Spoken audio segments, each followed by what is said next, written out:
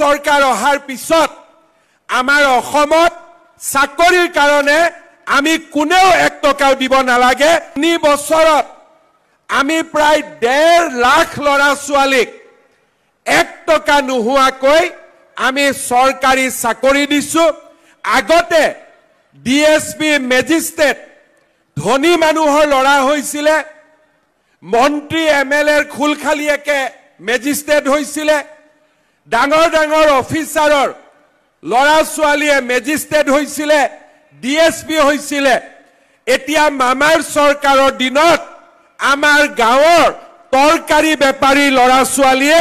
ACS হয় মেজিস্ট্ৰেট হয় DSP হয় সবজি বেপাৰী ল'ৰা ছোৱালী ঠেলা চালক ৰিক্সা চালকৰ ল'ৰা শিক্ষক শিক্ষয়িত্ৰী হয় চৰকাৰী চাকৰি পায় আজি আমাৰ সন্মুখত এটা উজ্জ্বল ভৱিষ্যতে মানুহে দেখুৱাবলৈ বাধ্য হয় যে দুখীয়া ঘৰৰ ল'ৰা ছোৱালীয়ে এটকা নিদিয়াকৈও চৰকাৰী চাকৰি পাইছে আজি লিখিবলৈ বাধ্য হয় যে নিযুত মইনা আঁচনিৰ পৰা অমুক পোৱা নাই অমুকে পাইছে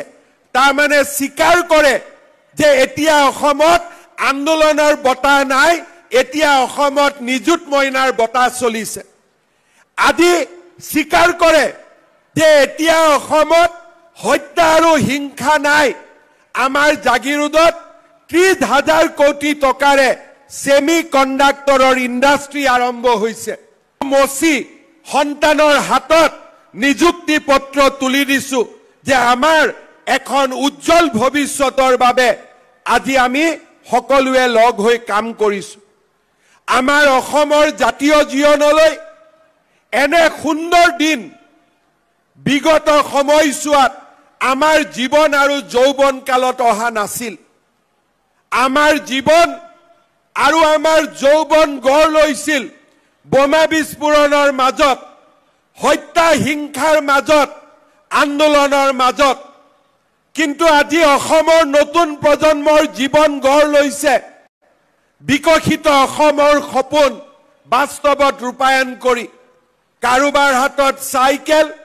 কাৰোবাৰ হাতত কম্পিউটাৰ কাৰোবাৰ হাতত স্কুটি কোনোবাই মহিলা আত্মসহায়ক গোটৰ জৰিয়তে কোনোবাই মুখ্যমন্ত্ৰীৰ উদ্যমিতা আঁচনিৰ জৰিয়তে কোনোবাই মুখ্যমন্ত্ৰীৰ আত্মনিৰ্ভৰ অসম আঁচনিৰ জৰিয়তে আৰু নতুবা কোনোবাই চৰকাৰী চাকৰিত মেধাৰ নিযুক্তিৰ মাজেৰে এখন উজ্জ্বল অসম নিৰ্মাণৰ বাবে আজি আগবাঢ়িছে বাণীকান্ত কাকতি আনন্দৰাম বৰুৱাৰ দৰে পুৰুধা ব্যক্তিসকলে আমাৰ অসমখনক লৈ যি সপোন দেখিছিল লোকপ্ৰিয় গোপীনাথ বৰদলৈৰ দৰে নেতাসকলে যি নতুন অসমৰ বুনিয়াদ ৰচনা কৰিব বিচাৰিছিল আজি আমি তাক বাস্তৱৰ ফালে আজি আমি লৈ গৈ আছো যেতিয়া আমি একোখন জিলাৰ সদৰলৈ আহো সেই জিলাত নতুনকৈ নিৰ্মাণ হোৱা stadium swimming pool auditorium district library নতুন নতুন দলং আমাক এখন প্ৰগতিশীল আধুনিক অসমৰ স্বপ্ন বাস্তৱত ৰূপায়িত হোৱাৰ প্ৰতিশ্ৰুতি আমাৰ সন্মুখলৈ লৈ আহে যেতিয়া অসমৰ দৰে ৰাজ্য চৰকাৰে আমাৰ এনআৰএলৰ দৰে নুমলীগড় শোধানাগাৰৰ দৰে গেছ কেকাৰৰ দৰে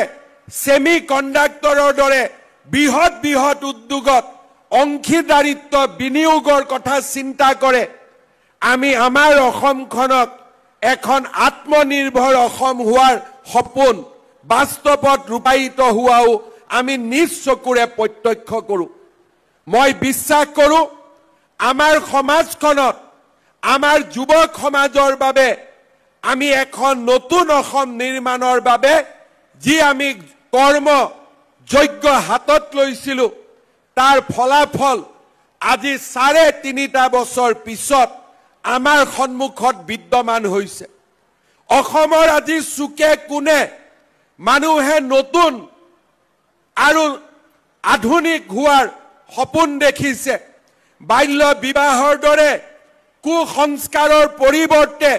আজি নিজৰ সন্তানক নিজৰ ভৰিত থিয় কৰোৱাৰ বাবে পিতৃ মাতৃয়ে নিজৰ কপালৰ ঘাম মাটিত পেলাই নিজৰ ল'ৰা ছোৱালীৰ উজ্জ্বল ভৱিষ্যত নিৰ্মাণৰ সপোন দেখিছে এইখন অসমৰ যুৱক সমাজে আন্দোলনৰ পৰিৱৰ্তে বৌদ্ধিক সাংস্কৃতিক ক্ৰীড়াৰ জৰিয়তে এখন নতুন অসম নিৰ্মাণৰ কামত ব্ৰতী হৈছে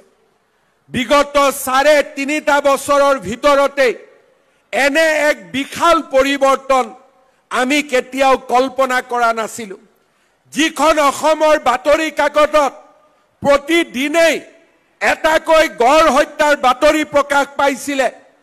আজি সেইখন অসমৰ বাতৰি কাকতত নিৰাশাৰ পৰিৱৰ্তে ভৱিষ্যতৰ নতুন অসমৰ বাতৰি প্ৰকাশ কৰিবলৈ সকলোৱে বাধ্য হৈছে মই বিশ্বাস কৰোঁ এনে ধৰণে আমি অনুষ্ঠিত কৰা অনুষ্ঠানসমূহে আমাৰ নতুন প্ৰজন্মৰ বাবে প্ৰেৰণাৰ যোগান ধৰে আজি যেতিয়া ইয়াত সমবেত হোৱা 10,000 ছাত্ৰ ছাত্ৰী ঘৰলৈ উভতি যাব মানুহে বুজি পাব যে এই ছাত্ৰ ছাত্ৰীসকল আন্দোলন কৰিবৰ বাবে নগাঁৱত অহা নাছিল এই ছাত্ৰ ছাত্ৰীসকলক কোনোবাই ধৰ্ণা দিবলৈ নগাঁৱলৈ লৈ অহা নাছিল এই ছাত্ৰ ছাত্ৰীসকলক চৰকাৰে ৰাইজে নগাঁৱলৈ লৈ আহিছিল বিকশিত অসমৰ সেনানী হিচাপে নিৰ্মাণ কৰিবলৈ তেওঁলোকক আজি নগাঁৱলৈ লৈ আহিছিল আজি আমি এখন নতুন দিনৰ অসম নিৰ্মাণৰ কামত ব্ৰতী হৈছো মই বিশ্বাস কৰোঁ আমাৰ সকলোৰে আশীৰ্বাদত আমি আমাৰ এই অসমখনক আগুৱাই লৈ যাবলৈ সক্ষম হ'ম আজি আমাৰ সমাজত আজি আমাৰ সভাত যিসকল ছাত্ৰ ছাত্ৰী উপস্থিত আছে তেওঁলোকক মই কেইটামান পৰামৰ্শ দিব বিচাৰো প্ৰথম আমি সাইকেলখন কিয় দিছো আমি সাইকেলখন কোনোবাই আমাক ভোট দিব তাৰ কাৰণে আমি দিয়া নাই আমি সাইকেলখন দিছো যাতে আমি প্ৰতিটো দিনেই আমি স্কুললৈ যাব পাৰো আজিৰ সভাত আমি সকলোৱে প্ৰতিজ্ঞা কৰিম যে আমি কোনেও স্কুলত নোযোৱাকৈ নাথাকো প্ৰত্যেকটো দিনতে আমি স্কুললৈ যাম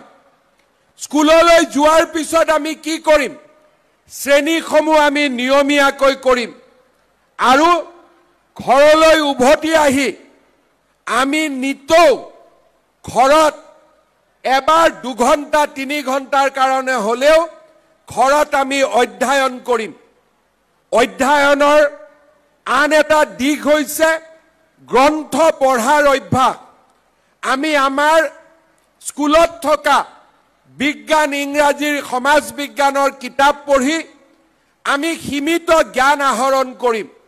কিন্তু যদি এবাৰ আমি কিতাপ পঢ়াৰ অভ্যাস গঢ়ি তুলো তেতিয়া হলে আমি জ্ঞানৰ অসীম ভাণ্ডাৰখন আমি নিজে প্ৰত্যক্ষ কৰিব পাৰিম মই আমাৰ ছাত্ৰ ছাত্ৰীসকলক পৰামৰ্শ দিম ডাঙৰ মনীষীৰ জীৱনীৰ পৰা ভাৰতৰ বুৰঞ্জীৰ গৌৰৱ উজ্জ্বল অধ্যায়ৰ পৰা অসমৰ বুৰঞ্জীৰ গৌৰৱ উজ্জ্বল অধ্যায়ৰ পৰা আমাৰ যি সাবজেক্টত যি বিষয়ৰ ওপৰত আমাৰ জনাৰ ইচ্ছা থাকে তেনেকুৱা কিতাপসমূহ যাতে আমি পঢ়িবৰ বাবে চেষ্টা কৰোঁ দ্বিতীয়তে ক্লাছ 9 হওক 11 হওক ডিগ্ৰী ফাৰ্ষ্ট ইয়াৰে হওক আমি ছাত্ৰ ছাত্ৰীসকলে এটা কথা বুজি পাব লাগিব যে আহিবলগীয়া শতিকাবোৰ হ'ব প্ৰযুক্তিৰ শতিকা অৰ্থাৎ মানুহে নিজে যিমান কৰিব মানুহে মেচিনৰ হতুৱাই তাতকৈ বেছিকৈ কাম কৰিব আজি আমি বহুতে নাজানো বা আমি বহুতে জানিবলৈ চেষ্টা কৰিছো যে আৰ্টিফিশিয়াল ইন্টেলিজেন্স নো কি বিগ ডেটা এনালাইসিস নো কি মোবাইল ইন্টাৰনেট ক্লাউড কম্পিউটিং ৰোবোটিক্স